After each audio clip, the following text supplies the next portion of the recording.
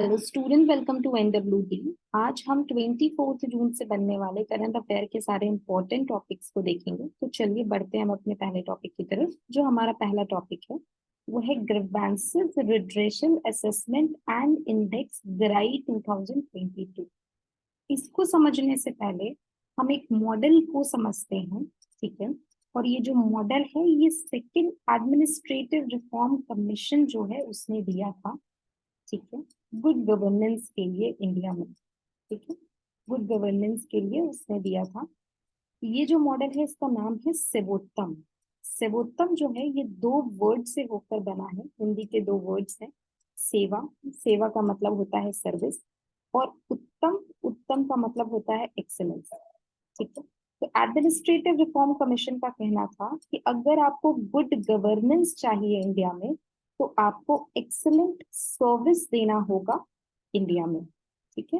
अच्छा, ये पूरा का पूरा ये जो मॉडल है उसको किसने डिजाइन किया था? तो department of administrative reform and public grievances ने इसको तैयार किया था। किस मिनिस्ट्री के अंदर? तो जो मिनिस्ट्री थी वो थी personnel public grievances and pension 2006 में। ठीक है। ये जो मॉडल है एक्सेलेंट सर्विस का, इसके थ्री कंपोनेंट या आप बोल सकते हैं थ्री पिलर्स हैं। ठीक है, आइए जानते हैं वो थ्री पिलर्स क्या क्या हैं। जो पहला पिलर है वो है सिटीजन चार्टर। सिटीजन चार्टर का मतलब होता है कि जो भी आपकी सर्विसेज है, मान लीजिए गवर्नमेंट की सर्विस क्या क्या है हमारे पास, पुलिस है, पुलिस गवर्नमेंट सर्विस में आ जाती है। पुलिस को छोड़ के वाटर डिपार्टमेंट, जो पानी आता है, वाटर, इलेक्ट्रिसिटी, ठीक है, ये सारी चीजें, और भी रेलवे, रेलवे आप ले सकते हैं। ये सब सारी की सारी गवर्नमेंट की सर्विसेज हैं। ठीक।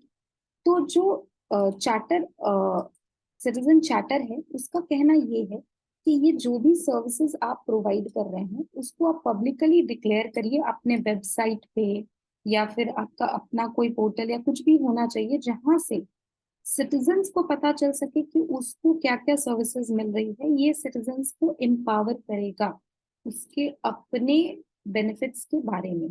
ठीक है। इसका जो दूसरा कंपोनेंट है वो है एक्सेलेंस इन सर्विस डिलीवरी। तो ये जितने भी ऑर्गेनाइजेशन हैं वो जो भी सर्विसेज दे रहे हैं उसकी डिलीवरी में एक्सेलेंस लेकर लाइए। ये कैपेसिटी को एनहांस करेगा, मतलब ज्यादा से ज्यादा पॉपुलेशन आपकी सर्विस से जुड़ सकेगी। ठीक है। और इसका थर्ड और मोस्ट इम्पॉर्टेंट पिलर है जो हमारे टॉपिक से रिलेटेड है, वो है पब्लिक ग्रीवेंसेस री एड्रेस मैकेनिज्म। ठीक है। मतलब कि कोई भी जो ऑर्गेनाइजेशन है उससे रिलेटेड अगर कोई कंप्लेंट्स है या ग्रीवेंसेस है जो कि सिटीजन एक्सप्रेस करता है, उसका वो ऑर्गेनाइजेशन कैसा रिस्पॉन्स कर रही है वो भी देखना जरूरी हो। मतलब वो कैसा री एड्रेस कर रही है पब्लिक के ग्रीवेंस का। ठीक है। तो ये जो एक पूरा का पूरा ये क्या करेगा, ये एक सेटिस्फैक्शन प्रोवाइड करेगा सिटीजन्स में। तो उसका कहना था कि ये जो इंटीग्रेटेड अप्रोच है वो ये डिसाइड करेगा कि जो भी सर्विस है, ठीक है, उसकी जो क्वालिटी है वो यूजर डिसाइड करेगा। जो मीन्स डिलीवरर है या जो गवर्नमेंट है वो डिसाइड नहीं करेगी कि ये सर्विस अच्छी है या खराब। ठीक है। अब इसको हम समझेंगे कि ये न्यूज में क्यों रहा। ठीक है। तो गवर्नमेंट बेसिकली क्या करती है कि जो भी ग्रीवेंसेस आते हैं पब्लिक के, जो भी आप लोग कंप्लेंट्स या जो भी डालते हैं, और उसका जो ऑर्गेनाइजेशन है वो कैसा रिस्पॉन्स दे रही है, उससे रिलेटेड एक असेसमेंट करती है और एक रैंकिंग निकालती है। ठीक है। तो अभी 2022 में क्या हुआ है कि 89 सेंट्रल मिनिस्ट्रीज एंड डिपार्टमेंट को एक्सेस किया गया है और उनको रैंक दिया गया है। ठीक है। किस बेसिस पे, क्या डायमेंशंस थे, क्या एफिशिएंसी है, क्या फीडबैक आ रहे हैं उस ऑर्गेनाइजेशन के लिए, उसका डोमेन कैसा है, और उसका ऑर्गेनाइजेशनल कमिटमेंट कैसा है सर्विसेज को लेकर। ठीक है। अच्छा, ये न्यूज में क्यों रहा? अच्छा, इसके न्यूज में रहने का सबसे बड़ा रीजन ये है कि जो union ministry of public grievances हैं, ठीक है, उन्होंने क्या किया है, लॉन्च कर दिया है grievances redressal assessment and index drive 2022। ठीक है, इसलिए ये न्यूज में रहा। अच्छा, एक और क्वेश्चन आता है यहाँ पे कि जैसे कि जो पोर्टल है, ठीक है, पुलिस का जो पोर्टल हो गया या इलेक्ट्रिसिटी डिपार्टमेंट का, वहां तो हम अपने ग्रीवेंसेस नहीं रजिस्टर कर सकते। तो फिर ये फीडबैक गवर्नमेंट को मिल कहाँ से रहा है जिससे ये इंडेक्स निकाल रही है, ठीक है। तो ये जो डाटा सोर्स था उनका उनका था centralised public grievances redressal and management system, यहाँ से उन्होंने डाटा को लिया है। अच्छा, ये CPGRAMs ये क्या है? तो ये एक ऑनलाइन पोर्टल है जो 24/7 सिटीजन्स के लिए अवेलेबल होता है। यहाँ पे आप अपने ग्रीवेंसेस को लॉन्च कर सकते हैं किसी भी पब्लिक अथॉरिटीज के लिए या किसी भी subject related to service delivery के लिए। ये जो पोर्टल है ये कनेक्टेड होता है सारी की सारी मिनिस्ट्री और डिपार्टमेंट से, गवर्नमेंट ऑफ इंडिया की एंड स्टेट, ठीक है। तो यही जो CPGRAM से यहाँ से डाटा उठाया गया है और इस इंडेक्स को 2022 के लिए जो हमारे यूनियन मिनिस्टर हैं जितेंद्र सिंह, डॉक्टर जितेंद्र सिंह, उन्होंने लॉन्च किया है। चलिए हम नेक्स्ट टॉपिक को देखते हैं। जो हमारा नेक्स्ट टॉपिक है वो है PM किसान ऐप, ठीक है। ये बेसिकली एक मोबाइल एप्लीकेशन है जो PM किसान सम्मान निधि योजना से जो भी फार्मर्स जुड़ना चाहते हैं उससे रिलेटेड ये एप्लीकेशन निकाला गया है। पहले हम PM किसान सम्मान निधि को समझेंगे, ठीक है। ये एक सेंट्रल सेक्टर स्कीम है जो कि 100% फंडेड है गवर्नमेंट ऑफ इंडिया के द्वारा, ठीक है। इसमें फाइनेंशियल हेल्प या फाइनेंशियल नीड जो है फार्मर की वो पूरी करने की कोशिश की जाती है। 6,000 rupees per year 3 equal instalment में जो भी ऐसा फार्मर फैमिली है जो कि लैंड होल्ड करता है उसको दिया जाता है। अच्छा, फार्मर फैमिलीज का क्या डेफिनेशन है यहाँ पे, ठीक है। हस्बैंड होनी चाहिए उस फैमिली में, वाइफ होनी चाहिए एंड माइनर चिल्ड्रन होने चाहिए, ठीक है। तो ही ये फार्मर फैमिली में आएगा। ये काम किसका है? ये फैमिली को ढूंढना, आइडेंटिफाई करना और उसके बेनिफिशियरी है या नहीं, ये state government and UT administration का काम होता है, ठीक है, कि वो एलिजिबिलिटी क्राइटेरिया को डिसाइड करें, ठीक है। और उसके बाद अब इस ऐप का क्या बेनिफिट है वो भी हम थोड़ा सा समझेंगे। तो ये जो ऐप है बेसिकली क्या होता है कि अगर मान लीजिए आपको पैसा चाहिए, ठीक है, अपने अकाउंट में, तो आपको KYC कराना होगा, एक अकाउंट खुलवाना होगा। लेकिन जो फार्मर्स हमारे होते हैं ये मेनली अनएजुकेटेड होते हैं, इनके लिए एक कॉम्प्लिकेटेड प्रोसेस हो जाता है। अगर OTP हो जाए या फिंगरप्रिंट ये सब जो ऑथेंटिसाइजेशन होता है ये इनके लिए थोड़ा मुश्किल हो जाता है, या इलेक्ट्रॉनिक के नाम पे ही ये घबराने लगते हैं। तो इसको लेकर गवर्नमेंट ने अभी रिसेंटली लॉन्च कर दिया है फेस ऑथेंटिकेशन फीचर इसी पर्टिकुलर ऐप में। इस योजना के तहत जुड़ने के लिए इसमें क्या है कि किसी भी रिमोट लोकेशन पे आराम से बैठ के होम में इजीली ये अपने फेस को स्कैन करके, ठीक है, आराम से अपना इलेक्ट्रॉनिक KYC करा सकते हैं। नेक्स्ट टॉपिक को देखते हैं। नेक्स्ट टॉपिक है हमारा ग्लोबल लिवेबिलिटी इंडेक्स 2023। अच्छा, ग्लोबल लिवेबिलिटी मतलब ग्लोबली रहने के लिए, ठीक है, कौन सी जगह अच्छा है इसको लेके इंडेक्स निकाला गया है 2023, ठीक है। ये 5 मेट्रिक्स पे निकाला जाता है: health care, culture, environment, education and stability. इसको निकालने वाली जो ऑर्गेनाइजेशन है उसका नाम है इकोनॉमिक इंटेलिजेंस यूनिट, EIU। अब हम देखते हैं टॉप सिटीज क्यों कौन रही, बिकॉज ये एग्जाम पॉइंट ऑफ व्यू से बहुत इंपॉर्टेंट हो जाते हैं सारे इंडेक्सेस। तो जो टॉप सिटी है वो है वियना जो कि ऑस्ट्रिया में है, Copenhagen Denmark, and Melbourne and Sydney Australia में। थोड़ा सा इनकी लोकेशन चेक कर लेते हैं हम मैप पे। तो अगर मैप पे आप इनकी लोकेशन देखनी चाहेंगे तो ये जो लोकेशन है ये ऑस्ट्रिया की लोकेशन है और ये डेनमार्क की लोकेशन है, ठीक है। नेक्स्ट हम देखते हैं कि ऐसी कौन सी सिटीज हैं जो कि वर्स्ट रही या बॉटम में रही। तो Algiers of Algeria, Tripoli of Libya and Damascus of Syria, इनकी भी लोकेशन हम चेक करते हैं बॉटम 3। तो इनकी जो लोकेशन है आप यहाँ पे देख सकते हैं, अल्जीरिया, लीबिया एंड सीरिया, ठीक है। ये साउथ अफ्रीका का मैप हो गया, ठीक है। अभी क्या है कि इंडिया का लोकेशन या इंडिया का जानना हमें रैंकिंग बहुत जरूरी है। तो new Delhi and Mumbai 141st, ठीक है, पोजीशन पे ये दोनों रहे, और चेन्नई जो था वो 144th पोजीशन पे रहा।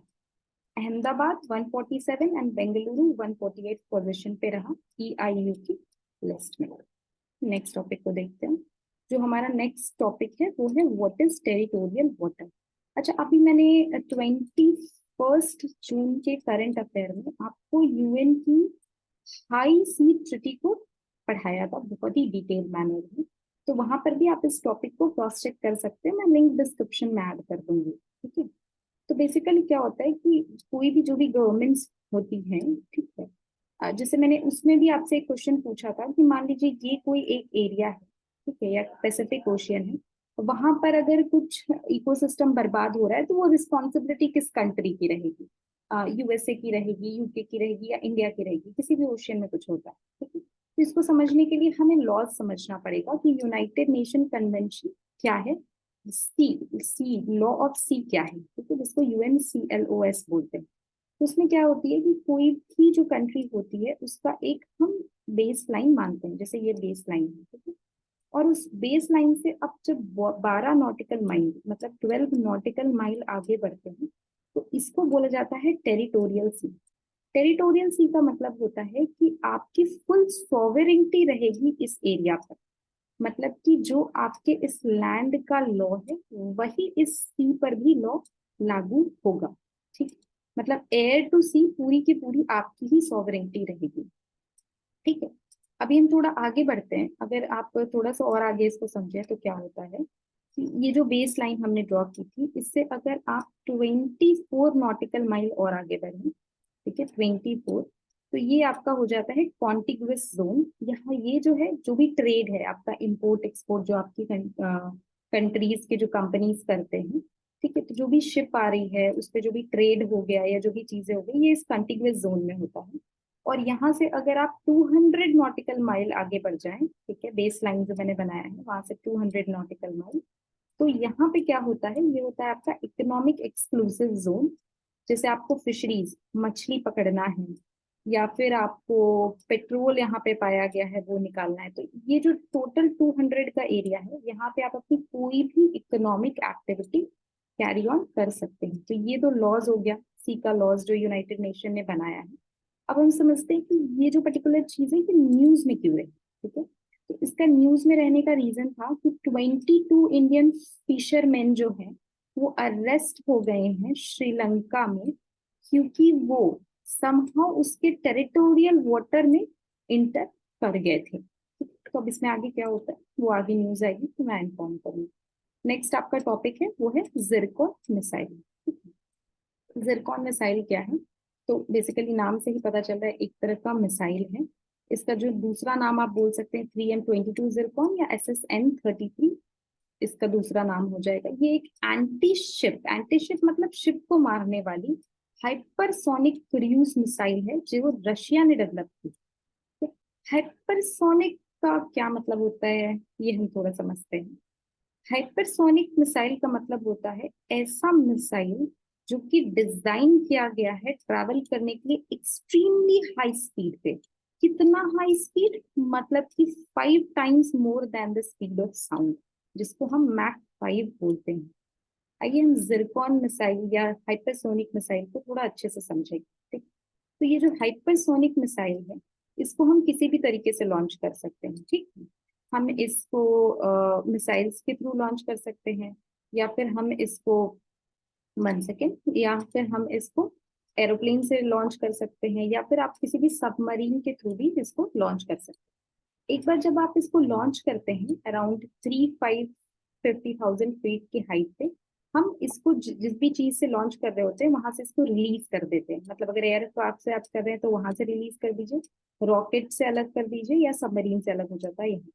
और जैसे ही इस हाइट पे ये पहुंचती है तो इसको कंट्रोल करने का काम कर देता है सैटेलाइट। ठीक है।